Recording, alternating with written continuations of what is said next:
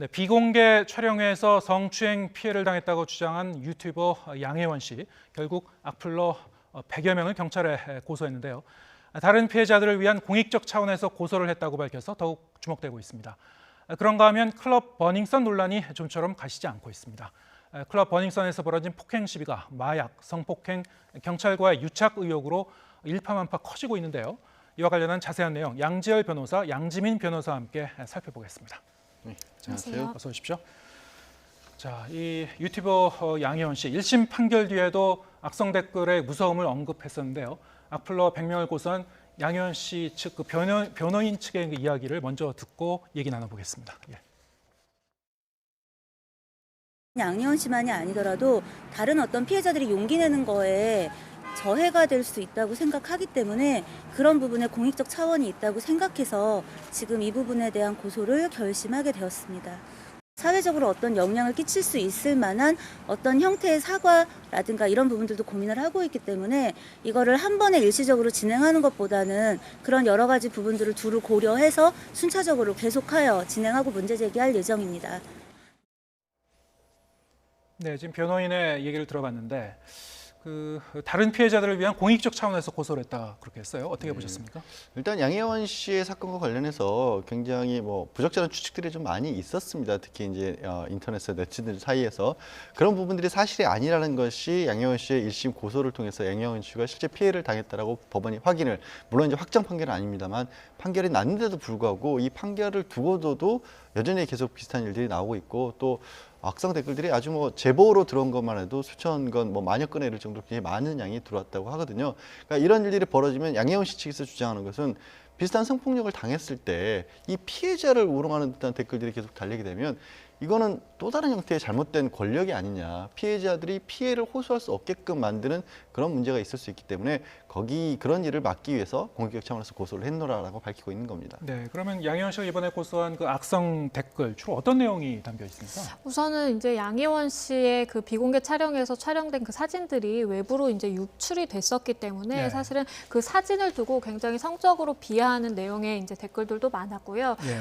거기에 더불어서 사실은 인격적으로 굉장히 이제 모욕감을 느낄 만한 그런 댓글들이 많았던 것으로 보입니다. 그래서 양혜원 씨도 그러한 모욕적인 그런 댓글들에 대해서는 이제 형법상 모욕죄로 이제 고소를 하고, 거기에 더불어서 이제 인터넷상에서 이제 이루어진 명예훼손이기 때문에 정보통신망법 위반 혐의가 있다라고 해서 이제 100명을 고소를 우선적으로 한 것이고요. 근데 추가적인 이제 고소의 여지도 사실 남겨놨습니다. 왜냐하면 지금 양혜원 씨가 우선적으로 추린 사람만 사실 100명인 것이지, 네. 추가적으로 더 발견이 되면 고소를 이어가겠다고 한 만큼 아마도 추가 고소의 가능성이 있다고 봅니다. 네, 사실 이런 일을 당한 여성들이 이렇게 공개적으로 자신에게 피해 사실을 알리는데도 상당한 좀 용기가 필요하고요. 어렵게 알리고 이제 이 가해자에 대한 그 처벌을 이제 호소하면서도 그런 과정에서 이렇게 이제 악성 댓글이나 여러 가지 2차 피해를 받는 일이 종종 계속 일어나고 있는 거예요, 지금. 그러니까 이제 최근에 모든 선고비가 그렇지는 않은데, 네. 양혜원 씨 같은 경우 이제 본인이 워낙에 유튜버로서 활동을 하고 있었기 때문에 예. 이른바 얼굴이 알려진 그런 인물이었었고, 또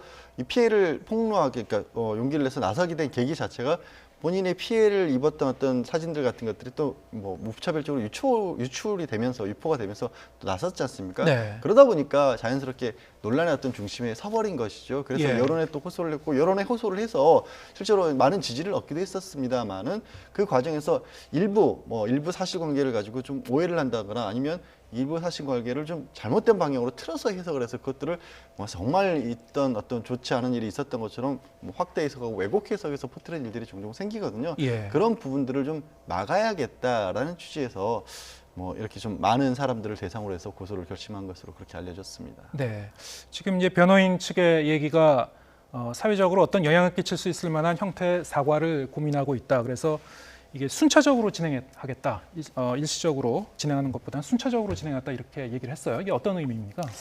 일단은 이제 아까 이제 나온 것처럼 공익적인 차원에서 사실은 이러한 고소를 하는 것이고, 예. 내가 금전적으로 위자받으려는 그런 목적보다는 일단은 성범죄에 내가 피해자다라는 이제 폭로를 한 것이 양혜원 씨를 시작으로 해서 이러한 비공개 촬영에 그런 사실 내막들이 많이 드러났거든요. 그래서 예. 그런 점을 본다라면 양혜원 씨는 일단은 이게 본인을 따라서 그러한 그 피해 사실을 알린 여성들이 안심할 만한 뭔가 그 피해자들에게 2차 가해가 없을 만한 그런 수준의 그 방법을 고려를 해서 악플러들에게 그러한 방식으로 사과를 하라라고 요구를 할 것으로 보이고요. 예. 그 중에 하나로 요구한 것이 이번에 요구했던 그 SNS, 본인이 이제 실명으로 운영하는 SNS에 사과문을 게재하면 합의를 해줄 의향이 있다라고 또 밝혔거든요. 예. 그러니까 그것은 사실은 이제 내가 합의를 해주고자 한다면 다른 뭐 금전적인 것이 아니라 사과문을 게재하라라는 겁니다. 그래서 이렇게 공개적으로 사과를 하는 것을 계기로 해서 사실은 다른 2차 가해를 좀 막겠다라는 좀 의지의 표명으로 보입니다. 예, 그렇군요. 자, 근데 이제 이제 무엇보다 이제 궁금한 게 이게 법적으로 그 악플을 어떻게 판단하는지 그 기준이 이제 궁금해요. 결국 이제 악플이라고 통칭을 하고 있지만 예. 내부를 들여다보면 뭐 일반적으로 정서적으로 감정적으로 좋지 않은 평가를 할 수 있는 뭐 이게 쉽게 말씀드려서 욕설 같은 것들이 있고 예. 또 아니면 허위 사실을 주장을 해서 사람들로 하여금 다른 생각을 하게끔 하는 것인데 공통적으로 그 사람 해당되는 사람에 대한 어떤 사회적 평판을 떨어뜨리게 하는 내용이라고 하거든요. 네. 말씀드린 것처럼 구체적으로 뭐 없는 사실 예를 들자면 양효원 씨 같은 경우 뭐 돈을 바라고 실제로 한 일이다 뭐 이런 그런 어떤 허위 사실을 퍼뜨린다는 건 명예훼손 쪽에 가는 것이고 예. 그게 아니라 이제 여성을 좀 성적으로 비하하는 어떤 단어들을 써가면서 댓글을 달았다고 한다면 그게 이제 모욕에 해당하는 것인데요. 예. 뭐 두 가지 다 처벌의 대상이 되기도 하고 조금 더 무겁다라면 아무래도 사실관계를 왜곡시키는 명예훼손 쪽에 조금 더 무겁게 처벌을 하고 있습니다. 예. 이게 그 일반적인 그 명예훼손이나 모욕과 이 사이버 공간상에서의 이런 악성 댓글 혹은 그 모욕, 명예훼손 이게 뭐 차이가 있습니까? 기본적인 구성 요건은 같은데 다만 예. 이제 사이버 공간상에서는 비방할 목적이 있어야 된다는 부분이 좀 추가적으로 요구가 되기도 하고 예. 두 번째로 사이버 공간상의 명예훼손에 대해서 조금 더 어떻게 보면 좀 강하게 처벌하는 그런 경향이 있습니다. 왜냐하면 법정형도 법정형이지만 이 명예훼손의 중요한 부분은 다른 사람들이 어떤 누군가에 대해서 잘못된 생각을 품도록 만드는 것인데 예. 이게 그냥 말로 한다거나 그냥 글로 쓰는 것과 달리 이 사이버 공간에서 명예훼손은 전파 속도가 너무 빠르잖아요. 그렇죠. 예. 요즘 같은 경우 뭐 SNS 같은 걸 통해서 뭐 단체 대화방 같은 데 올리면 정말 수십, 수백, 수천 명이 정말 몇 분 안에 덮어뜨리는 그런 구조이기 때문에 그거를 이제 법원에서 좀 막아야겠다라는 의지를 밝히고 있고 그래서 일반적으로 양형 기준 같은 경우도 그냥 법정형을 한 7년 정도에서 한 10년 정도로 올리는 게 어떻겠느냐라는 것도 조심스럽게 고려를 하고 있는 겁니다. 물론 지금은 한 1년 6개월 정도를 평균적인 어떤 양형으로 삼고 있는데 그것 자체도 한 3년 이상으로 올리겠다라는 계획을 세우고 있습니다. 네. 그럼 이 사건 같은 경우는 지금 뭐 모욕죄, 명예훼손죄 이렇게 다 검토를 할 텐데 지금 어떻게 구체적으로는 적용이 될까요? 일단은 사실은 사과를 한다라고 하면 만약에 네. 이제 뭐 고소 취소를 한다라는 이제 전제를 깐다면 사실은 모욕죄 같은 경우에는 친고죄이기 때문에 처벌을 받지 않고요. 그리고 예. 명예훼손죄 역시도 내가 이제 피해자가 명확하게 이제 처벌 불원 의사를 밝히게 되면 사실은 예. 가해자가 처벌을 받지 않게 되거든요. 그렇기 때문에 사실은 이제 합의의 여지에 대해서 양혜원 씨 측에서 계속해서 얘기를 하고 있는 것이고요. 그렇군요. 물론 예. 그 100명이 이제 명예훼손과 모욕죄를 이제 같이 이제 저질렀느냐 아니면 이제 모욕적인 언사 욕설만 했느냐로 따져 봐야 될 텐데요.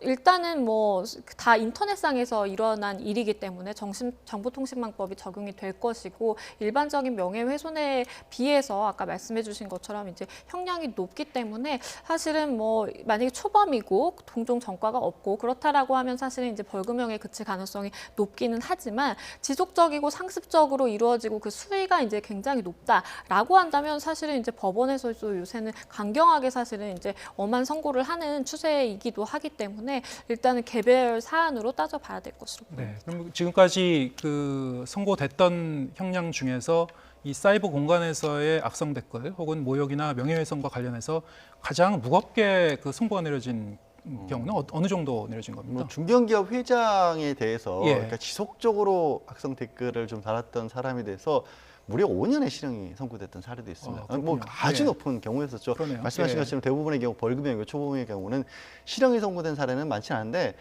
실형 선고의 거의 최초의 사례로 할 수 있는 부분은 좀 얘기가 오래됐습니다만 예. 가수 그 타블로 씨의 학력과 관련해서 계속 이렇게 뭐 모임까지 만들어가면서 지속적으로 의문을 제기했기 때문에 그 부분에 대해서도 실형이 선고된 사례가 과거에 있었고요. 예. 제가 말씀드린 거 2017년도에 중견기업의 회장에 대한 댓글을 달았던 부분에 5년의 실형이 내려진 바도 있습니다. 네.